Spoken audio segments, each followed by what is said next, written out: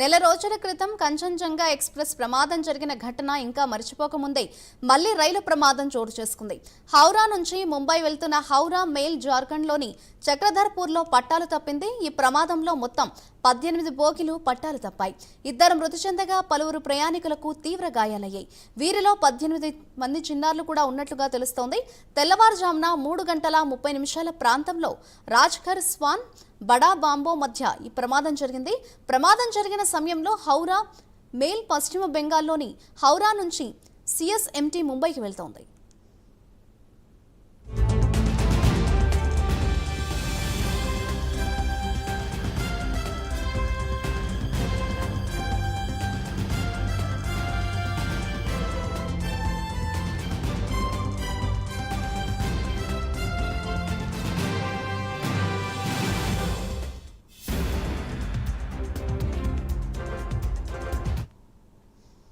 ఇక జార్ఖండ్లో రైలు ప్రమాదానికి సంబంధించిన డ్రోన్ విజువల్స్ వైరల్ గా మారాయి. గూడ్స్ రైలును హౌరా ముంబై ఎక్స్ప్రెస్ ఢీకొట్టడంతో 18 బోగీలు పట్టాలు తప్పాయి.